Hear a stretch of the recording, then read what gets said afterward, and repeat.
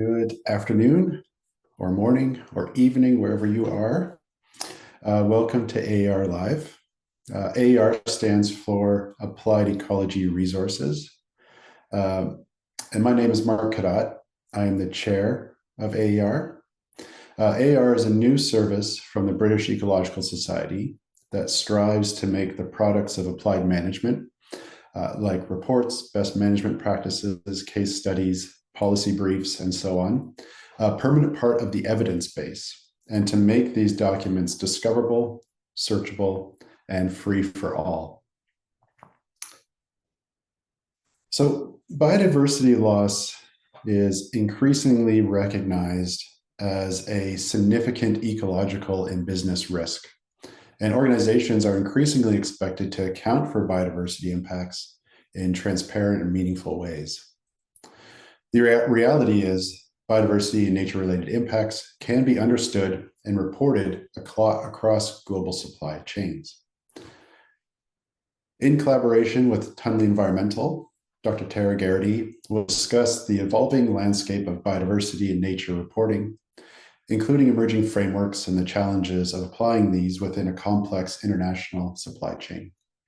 She'll be joined by guest speaker Benedicta Bakpa from BISPAC, who will share industry perspectives on the opportunities and practical considerations of integrating biodiversity into corporate sustainability challenges. And during the talk, if any questions come up, you are welcome to put them into the chat or wait until the talk is finished to ask questions verbally. We have also put a code of conduct in the chat to ensure a respectful and positive experience for all. And now let's hear from our speakers today. Thank you, guys. So thanks, Mark, for the introduction. So today's session is called Biodiversity and Nature Reporting for Complex Global Supply Chains.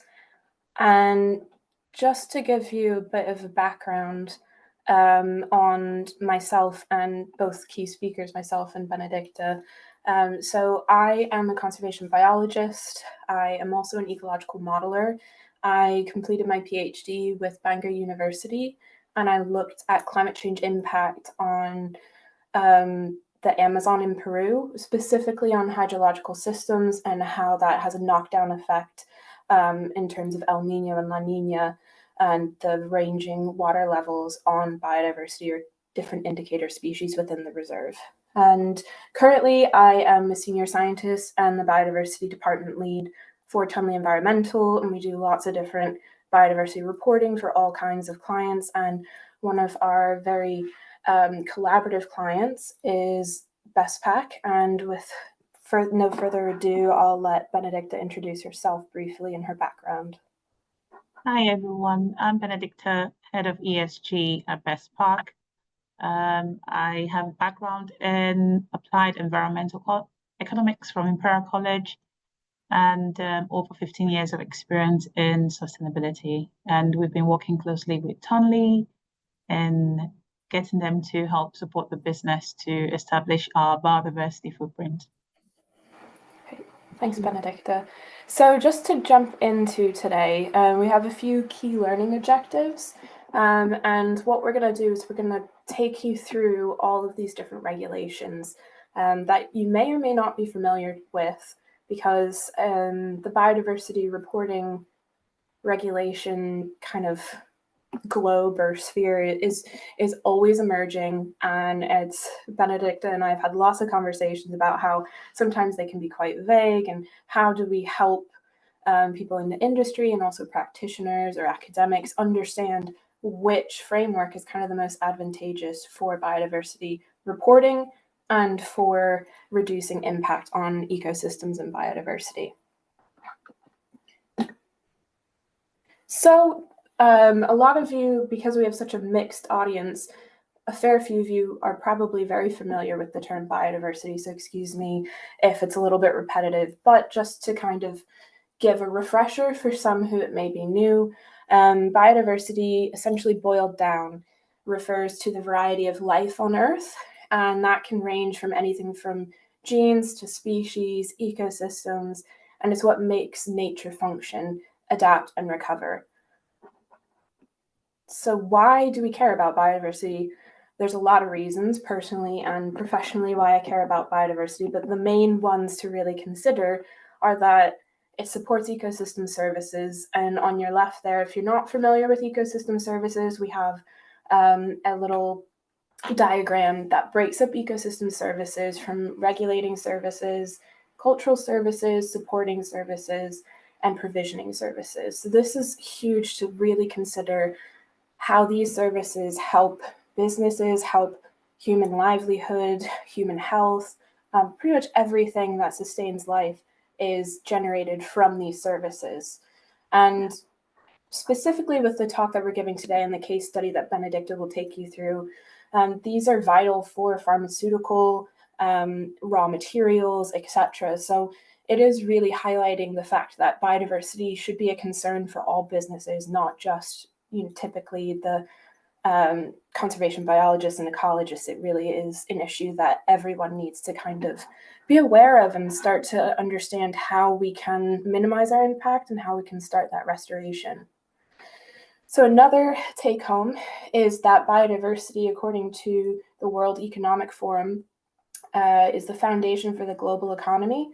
And it's roughly estimated that over 50% of the world's GDP, which is equivalent to 44 trillion US dollars, or roughly 33 trillion British pounds, depend on natures and the services it provides. So this is a really impactful kind of figure to look at and conceptualize when we're thinking about why biodiversity is important for not just ecologists and academics and practitioners to think about, but also for sustainability and kind of bringing it into the fold and not just focusing on carbon or the traditional sustainable avenues. So that kind of leads me into this next slide, which is how do we break the silos?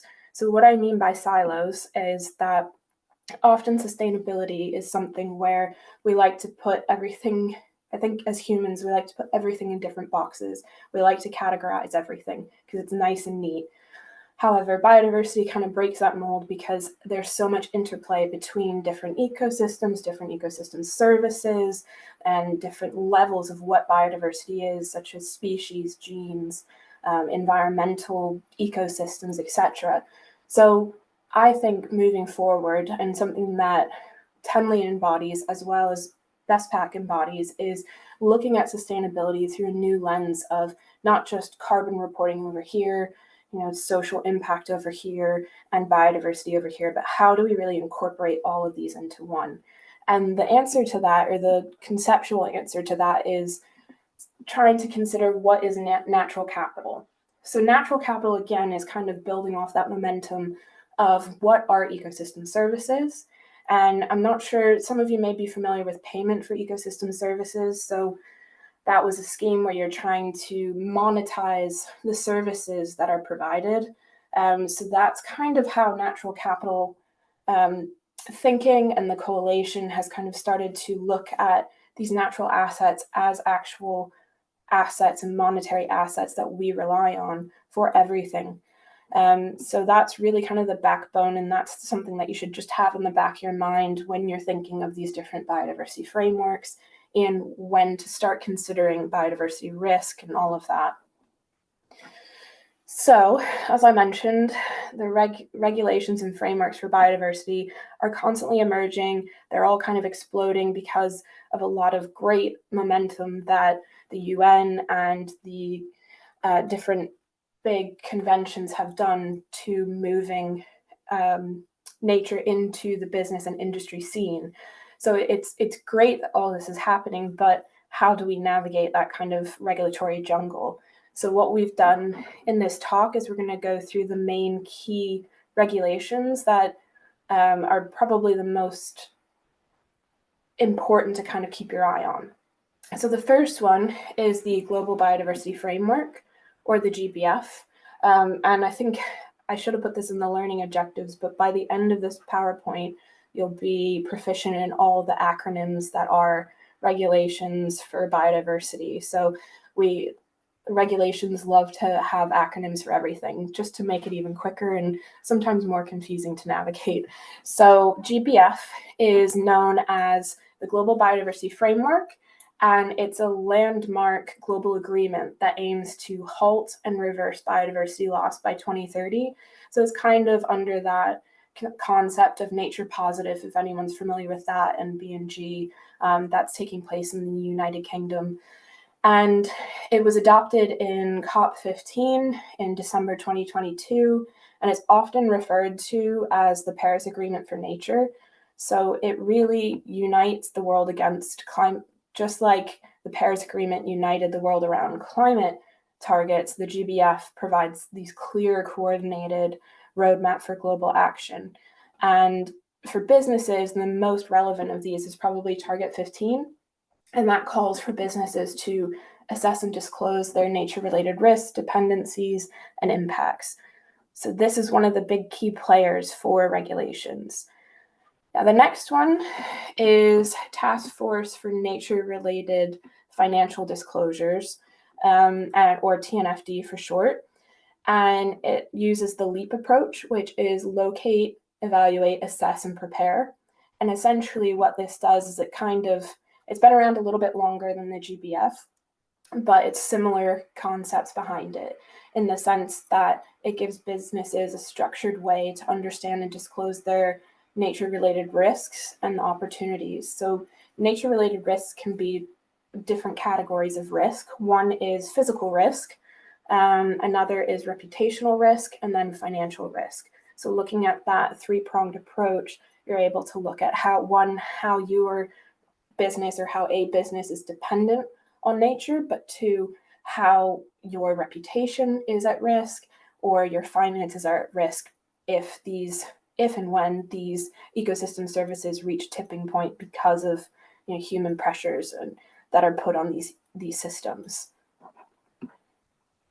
So another one is science-based targets for nature. And this is similar, except there's a little bit more specific guidelines and more rigorous validations that go into each step. So it's kind of similar to SBTI. It is made of 5 different steps. So it's assess, which is understanding the impacts and dependencies again, and interpreting and prioritizing these different dependencies or different risks, so you can kind of triage which ones are more important internally for these different risks of financial or reputational, etc. And then it's measuring and disclosing, as well as acting and tracking. So this kind of takes that overall GBF approach and tries to break it down into a science-based solution, and it has a lot more steps to go into it than TNFD does, but they're both still really great regulations. Now, the next one is really interesting, and it was perfect timing for this workshop because this was actually formally announced and issued last week, end of last week. So this is ISO's Biodiversity and Strategy and Operations Regulation or standard.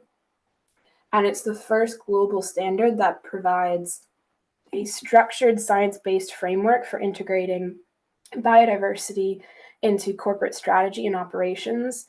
It helps organizations identify and manage their nature-related impacts, dependencies, risks, and opportunities.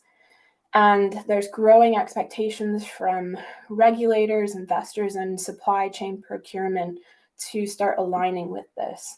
And it demonstrates alignment for organizations, demonstrates a credible action towards that GBF, towards that global biodiversity framework and the goals globally. So it applies to any organization of any size, and it embeds biodiversity conservation, restoration into core strategy. It also defines a scope. It provides different assessment and methods and outlines this within the standard. And then the kind of interesting part for me personally as a conservation biologist is the actual action. So what I really like about this standard is it's putting action into place, and it's trying to organize it in a way that it gives businesses or organizations the tools to actually put their money where their mouth is, essentially.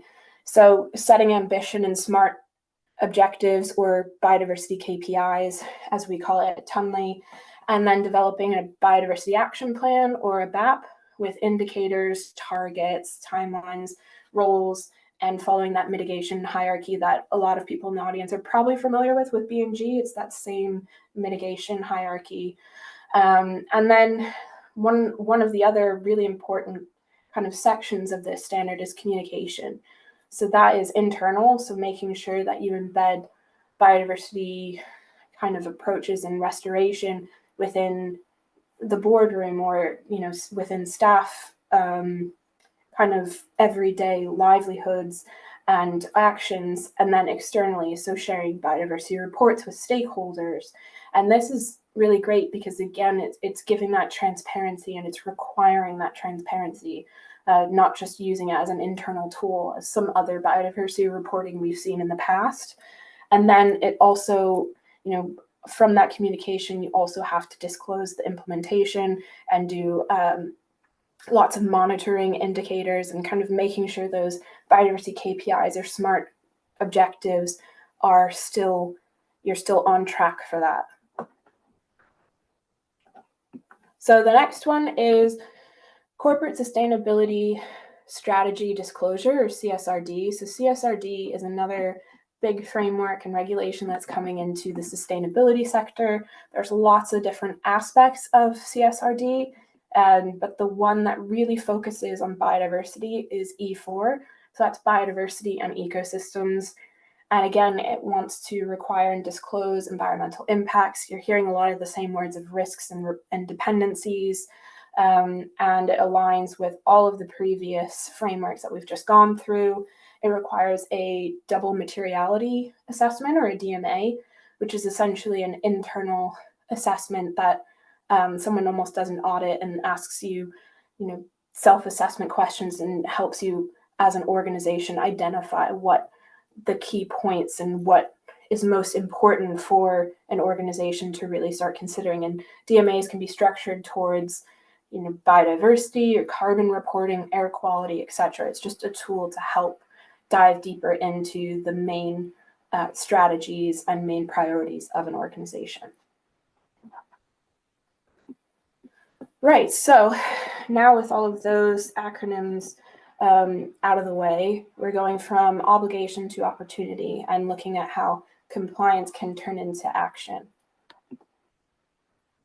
So this is, again, building off of those ecosystem services, the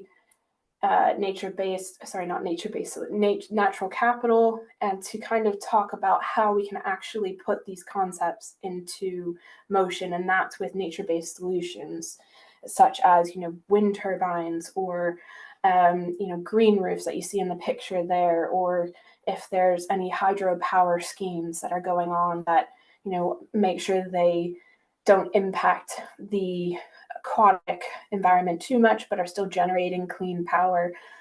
These are all nature-based solutions that really are helping us live alongside nature rather than working against nature. And that's something that's really important when you're trying to implement different mitigation strategies in biodiversity reporting and as an organization or as a consultancy helping clients. So one of the key things we do at Tunley Environmental is building a corporate nature strategy. And those are all the frameworks that it aligns under. And essentially what we do is we conduct a materiality mapping to identify the different priority impacts for the specific client or organization. And then we do a baseline biodiversity using methods like CBF or an LCIA. And I'll go into what a CBF is in a second. And then setting those internal KPIs that are aligned with all the different standards we've gone over, or the ones that are high priority for the company in question, and then embedding biodiversity into ESG governance and annual reporting, and overall developing that nature transition plan to help define these different pathways and make sure that it's a journey and it's not just a one-off assessment that you're going to, share 1 month and then forget until the next year when you re-audit. There has to be continuous motion and continuous strategy going into these kinds of frameworks and these kinds of assessments. So then the next one is nature positive pathways. And again, it's similar in structure where you have that baseline, you set targets, and you create a nature action planning, and then you look at offsetting. So Best Pack is a really good example because some industries you can't actually change everything in your supply chain if it deals with human health. And sometimes you're restricted to different regulations for human health or for air quality or whatever it is. So if you're doing everything you can to then kind of try and reduce your impact on biodiversity, but you want to, it's almost essentially the same framework as biodiversity net gain, where you want to minimize your impact and then you want to go above and beyond and restore that impact. So that is something that we do, where we look very in depth and almost do a lit review of the different feasible offsetting avenues that an organization can do, and then make sure they're a validated organization for offsetting, because there is that ambiguity, a little bit of carbon credits. Are they good? Are they not good? Same with biodiversity credits. So it's just, that's the one caveat for this structure of reporting and assessment pathways. And then we also do site level advice. Again, this is more like your BMGs or your habitat enhancement and your adaptive management, and using geospatial mapping such as GIS. These also align very closely with GBF and the new ISO that's come out. So it's just kind of give you a flavor of how you can, offer these to potential clients, as well as how you as an organization can start looking at how do we tease these different reporting strategies out into a condensed and kind of digestible way. So then going back to what is a CBF? Well, it's the supply chain biodiversity footprint. And this is something that I helped develop within Tenley Environmental. And we've collaborated very heavily with Benedicta and Best Pack, and she'll get into the cool, interesting results in a minute. But essentially, just to give you background on what this is, it is an LCIA approach. So it's a life cycle impact assessment. And you're looking at assessing biodiversity impact across sourcing, production, transport. And if you look at that flow chart at the bottom, you'll see that there's an LCA model and an input-output model. So what it does is it takes your scope 3, or your purchased goods and that monetary expenditure from organizations, and it kind of reclassifies it as different raw materials, different impact categories, and then at the end it goes through 3 different parts, and at the end point it's then converted to a metric called species year, which quantifies biodiversity loss potential. So it's a metric that is based off of vascular plants and invertebrates and the potential of the extinction factor if these pressures from X activity continue. So it helps support that hotspot identification for a company's supply chain or operations at a material level. And then what you're able to do is look at that as, which kind of activities or which sources or raw materials are having the biggest impact, and it lets you kind of start your journey of what are the impacts. So you may think, okay, we're this kind of company, we're going to really impact land use, but then you do this assessment and actually you're looking at maybe that the impact for acidification on terrestrial ecosystems is higher than land use. So really it's kind of a learning lesson of like, what are these activities actually impacting in terms of these, again, impact categories, or loosely termed ecosystem services. So an example of SCBF results is giving a total footprint. So a 0.4 species year equals 2 species lost every 5 years, based on the supply chain or the operations of the organization in question. And then key pressure drivers could be land use, climate change, and acidification. And this is a different composition of how much of the total footprint are these different pressure drivers. What's the percentage of the contribution to the overall footprint, to kind of really give you an overall understanding of what ecosystem services are we impacting. And then there can also be lower impact drivers, less than 5%, which may not be your starting point, but it's still important to understand your overall impact on biodiversity.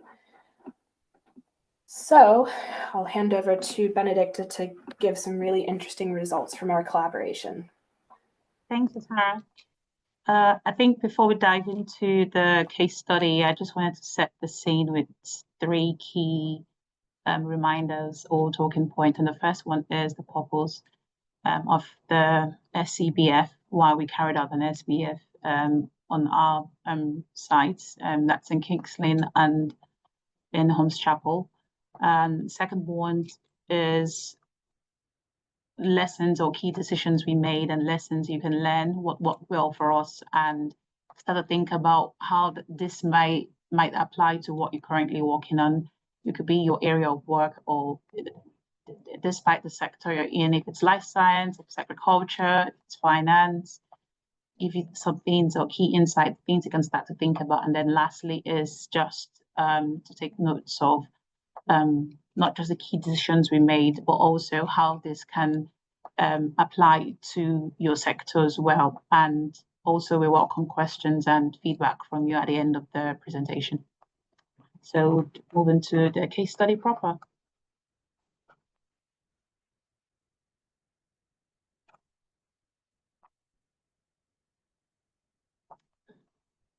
So the first talking point is why biodiversity matters.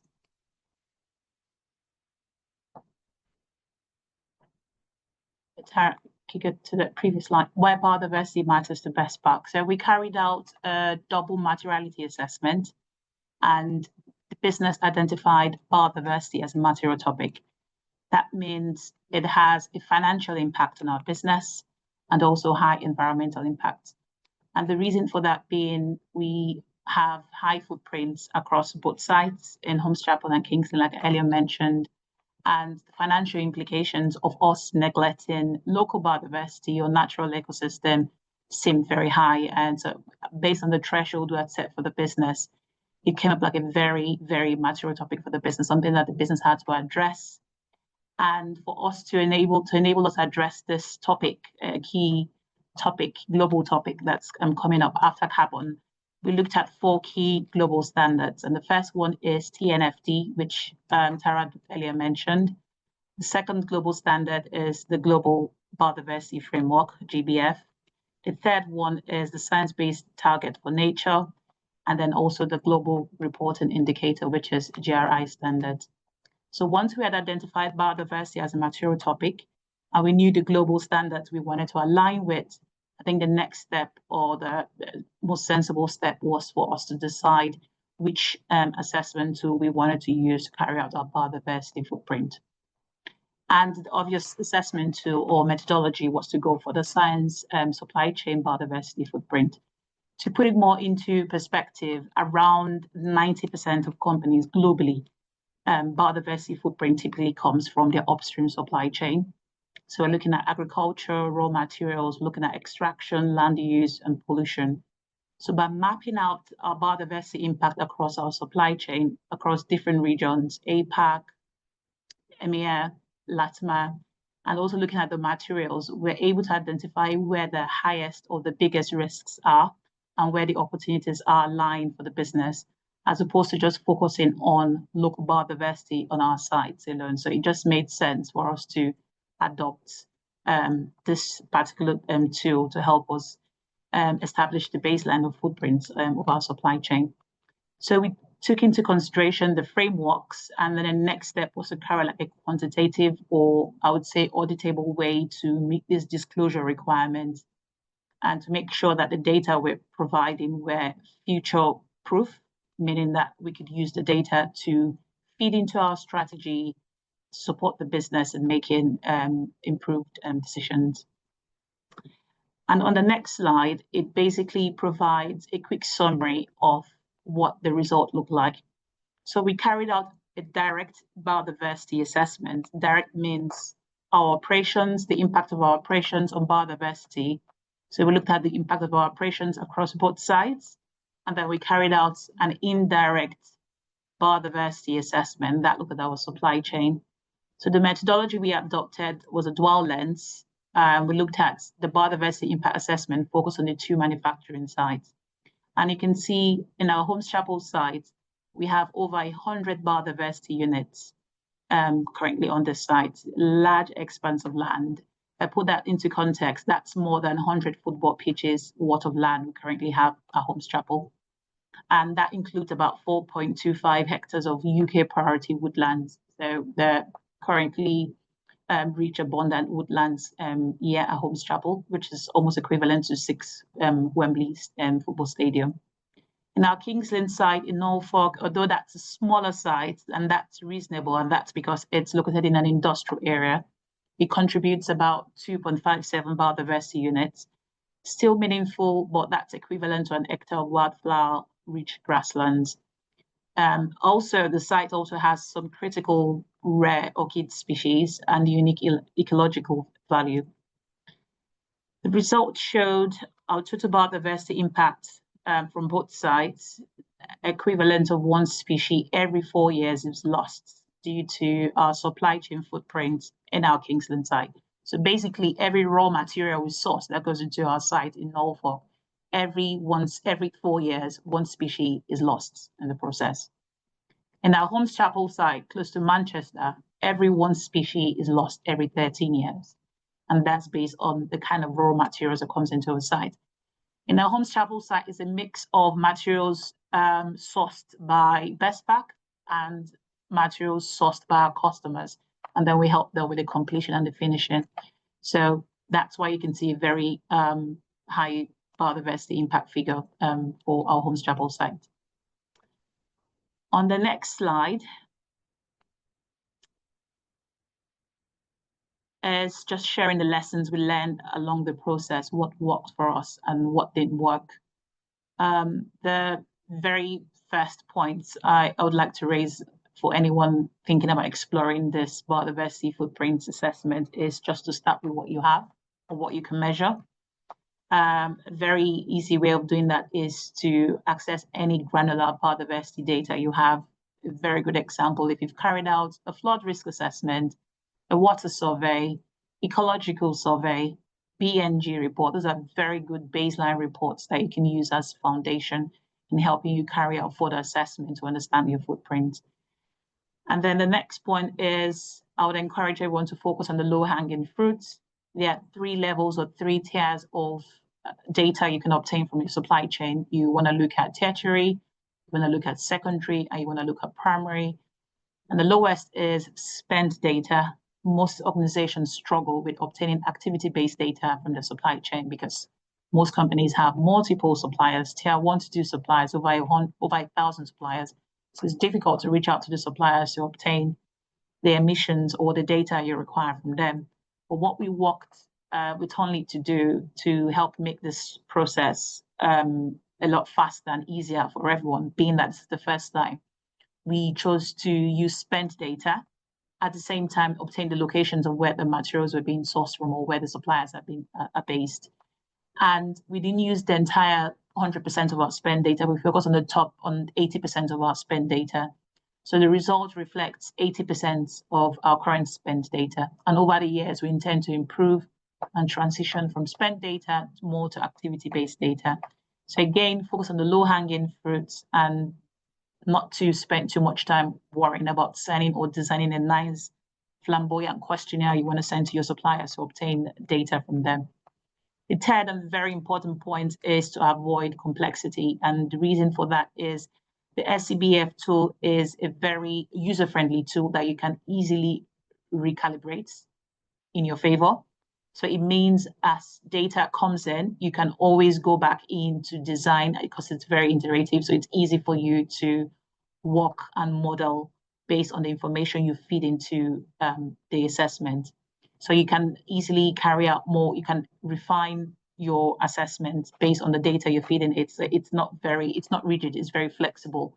So if you make any adjustments in terms of you want to stop sourcing from the supplier or you want to reduce the amount of sourcing from the supplier, you can always go back and feed that data into software.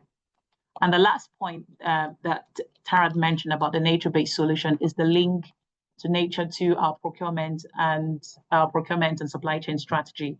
So based on the result from the supply chain biodiversity footprint, we are not looking at carbon risk alone. We're not looking at nature risk. So we are looking at the two of them jointly. And recently, with the support of Tonley, who helped facilitate a supply engagement workshop recently in Holmes Chapel, we invited top spend, again, top emitters or top suppliers with high impact on nature and carbon. And we spent the entire day on a capacity building workshop, roundtable discussions, and trying to see how we can support them to reduce. So you can see that the result of the SCBF fed into our procurement strategy. And we're not currently working on a supplier rating framework to support them. So we want to identify suppliers with high impact, suppliers with medium and low impact, and come up with ways that we can support them to meet at least the minimum expectation to make sure they can reduce their biodiversity footprint. And that's what we're currently working on, is to engage those top suppliers or critical suppliers. On the next slide, I think that's the last slide as well. It's just a very good example of what it looks like on site. One of our sites in Kings Lane, where we have bee gardens, we have really little nests. We have planted some really nice flowers on site, and that's helpful. That was based on the on-site report we received from Tonley. We've demarcated or sectioned out certain areas on the site that we want to amplify and increase the biodiversity and make sure we kind of enhance the local or rather the natural ecosystem. And also, we've also developed like a supplier engagement plan to make sure we continue to interact with the suppliers. And we've now integrated biodiversity metrics into our procurement system or ESG scorecard. So we have 5 basic questions in our ESG scorecard to send out to suppliers. And one of those questions includes biodiversity. So we want to understand what our suppliers are currently doing to improve local biodiversity and the natural ecosystem. And based on the assessments we've carried out on-site and off-site of supply chain, we're currently looking at how we can progress further, either to SBTN, Science-Based Target for Nature, or we're currently looking at TCNFD. And then currently on the way, in addition to the engagements we're currently having with our top-tier suppliers, we're now currently working on developing like a circular model, sourcing alternative materials, especially the ones with high footprint. Examples of such materials include aluminium, plastics. We're currently engaging the suppliers to see what other options are there in the market and how we can begin to influence the industry to switch to eco-friendly or recyclable materials to make sure we reduce our biodiversity footprint. And then we're going to continue with nature enhancement across both sites. The video playing is at our Kings Lane site. We're looking to see how we can move that to, or rather replicate similar activities in our Holmes Chapel site. And just to a quick recap, is the assessment, biodiversity footprint assessment, is providing a very clear view of it might be obvious, but also at the same time hidden environmental impact. So the focus has not only been on nature, but also been on biodiversity. And these insights have been very helpful in influencing business decisions and gaining leadership's buy-in. Thank you. Thanks, Benedicta. So just to kind of breeze through the next slides to make sure we have enough time to answer some questions. It's just kind of closing everything up. But before I talk about that, I just wanted to highlight how amazing BestPac has been to collaborate with. And it's really refreshing to see not only an organization, but also a pharmaceutical organization kind of take these steps, because there's often a stigma that, certain sectors aren't considering nature. So I think that if anyone's interested to read even more about the work that Benedicta and I did, or BestPac and Tonley did, we also have a white paper on AER that you can look and access online, which kind of breaks down everything and why supply chain engagement and supply chain biodiversity footprints are crucial for understanding, and in any sector, but with a focus on the pharmaceutical sector. So just to jump back in, there's some key tools for biodiversity integration. So we've kind of talked about the first one, Nature Capital Protocol, and thinking of that concept of ecosystem services as an asset for businesses to consider, such as pollination, freshwater discharge, etc. And another one is Encore, which is a tool for mapping out sector-specific environmental dependencies and impacts. So this would kind of tie into TNFD, GBF, the new ISO standard. So this is a really great tool. Another one that a lot of people here are probably familiar with is IBAT. IBAT is an excellent spatial tool for identifying not only priority biodiversity areas and protected zones, but there's a lot of capabilities and for biodiversity reporting. So it's a resource that I really like to use and kind of reference because they have really great ideas on how you can report nature risk, nature impact, and dependency. And then again, we kind of discussed this. So TNFD, the LEAP approach, and then the SBTN is the science-based targets. And then for the LCIA tools, which is what we use to get those supply chain biodiversity footprint results, CIMAPRO is really great for carbon reporting, but it's also really interesting and great for biodiversity and nature reporting. And there's a lot that you can do with models like Recipe. Globio is another really great one that uses mean species abundance to look at the species distribution and trying to look at how biodiversity decline and kind of make that an impact metric, kind of different to the one that we use, species year, where it looks at the potential loss or potential extinction. This looks at the potential reduction of distribution.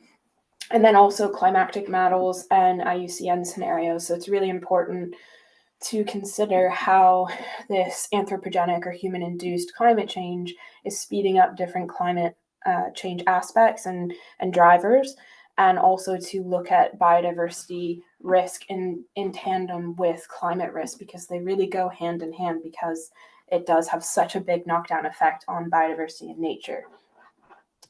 So then just some innovation opportunities to kind of think about is tool integration. So again, all of the different tools that we just mentioned. Another really interesting one that kind of plays into a lot of SBTN validation, so science-based targets for nature, is ecosystem evaluation or valuation, and it's quantifying the biodiversity loss in monetary terms. And I know that there's a lot of academic papers on this, so it's a really interesting kind of emerging area. And then another one is to start thinking about how can we almost automize or take the intense thinking out of monitoring for organizations, so it is almost seamless when you're thinking about those biodiversity KPIs and how you can make that action plan.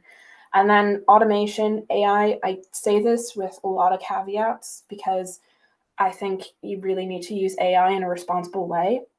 But being able to use AI to quicken up maybe spatial mapping that's then validated by a GIS analyst is one really good example of being able to cut down on time for productivity, but also to help look at huge data sets, because I know in my PhD I had a huge model sets, and sometimes I'd have to run some R code that would take 3 days just to run.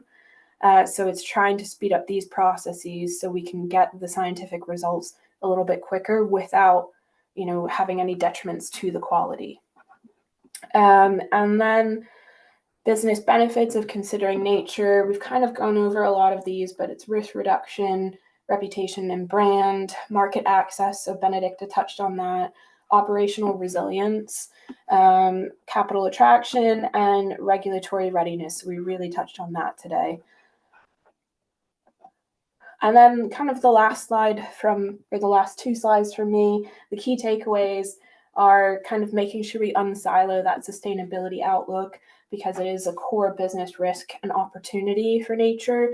So it's phrasing it to organizations that, the ecologist in me would never say biodiversity or nature is an opportunity, but we need to kind of branch out of our sectors or the academic sector and try and think, how can we work together in a more interdisciplinary approach to make sure that nature is on the forefront in different sectors, such as business, what have you, and making sure that we have clear pathways to build keywords of science-based nature solutions. So making sure you have the science to back up the nature strategies that you're doing. And then last one, just to highlight again that nature is the heart of sustainability. So it's always kind of been the forgotten off to the side in terms of the industry, not so much in academics, but how do we get such a complex, multi-level system, such as all the global ecosystem services, ingrained in business strategy? And it's still evolving. It's still, the scientific approaches are still not quite where carbon reporting might be, because there are so many factors to consider, and it's so difficult to consider every impact that you might have on biodiversity because there are so many different moving parts. And that is it from both of us.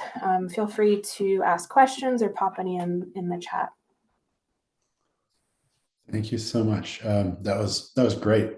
It was really nice to see these insights into trying to achieve ESGs, and especially from getting the perspective of a corporate partner. I think that was really informative.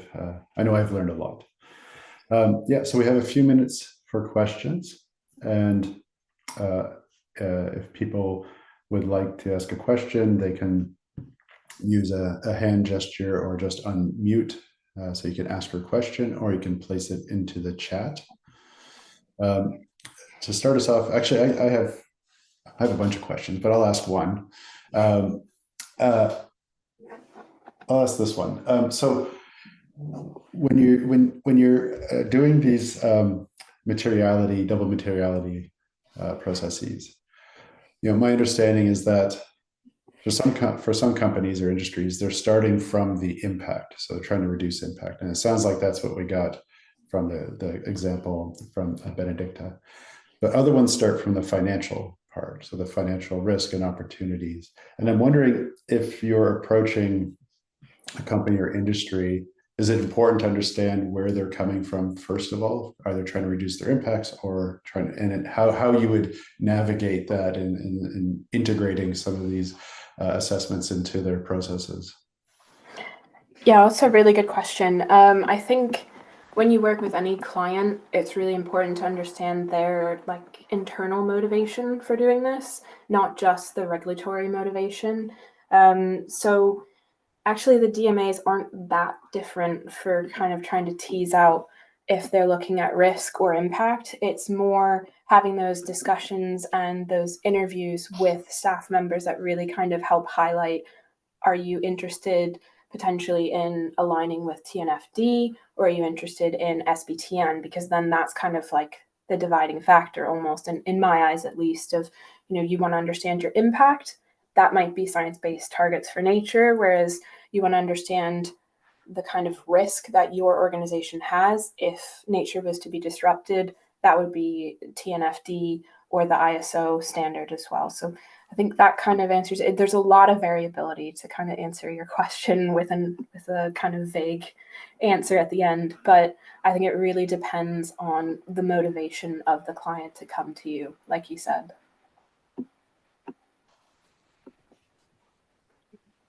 And right. if I could just quickly, sorry, Mark, I was going to say, if I could just add to what Tara just mentioned. I think the key point here is having that stakeholder engagement. So it depends on the appetite the business has at the moment. At the time we carried out our DMA, that was last July, and we had carved out as a new business in April. So within 3 months, it seemed like a very new topic, not just to the ESG team, but to everyone generally. So getting that feedback internally from employees or colleagues, and also from the local council and from regulators and investors, and everyone aligning to say, yes, I think biodiversity seems like a material topic for best practice based on our APIs and the kind of materials we source. It just seemed like a no-brainer that was going to be one of our key topics. Great.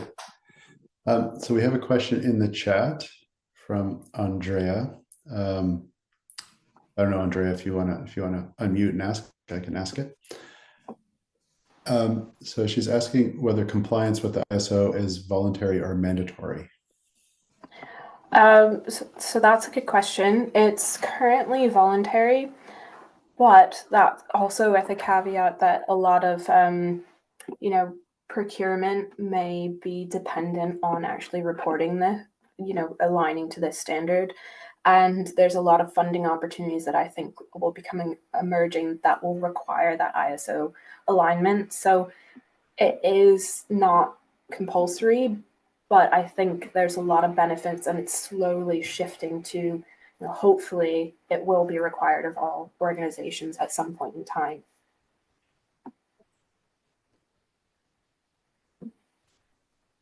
Any questions from the audience before I ask another one?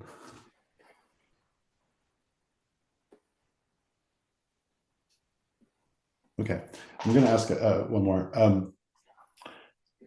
So regardless of the motivation for a company or industry, the validity or the accuracy of this really depends ultimately on the ground information.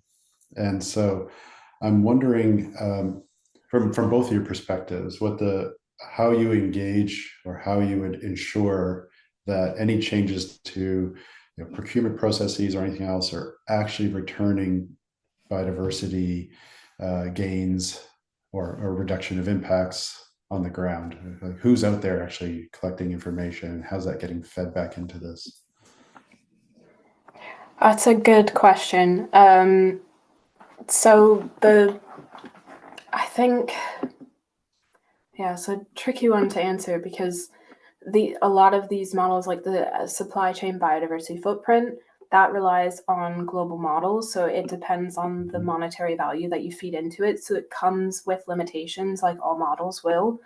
But I think that as these models evolve, you'll then be able to feed in even more specific data that will be able to show that. And I guess the way that you can do that at the moment is by benchmarking. So you'd have, okay, we haven't actually implemented our mitigation for this specific SCBF output, or this, we want to change our supplier. Then you change the supplier, like Benedicta kind of mentioned, and then you reassess that one specific change with all the existing data, and you can see the change. But in terms of, at least for biodiversity footprinting, the on the ground is kind of dependent on the model development. Whereas, something like on-site surveys, that is something where you can go back and have checks. And we're actually, hopefully, we're going to be collaborating in 2026 with BestPac, I think, to kind of re-audit and make sure the monitoring is happening on-site and make sure that everything's accounted for. So there's two different kind of approaches with, modeling. It's hard to, at this stage, until the models become more sophisticated, to really make it as malleable as we want for those kind of changes.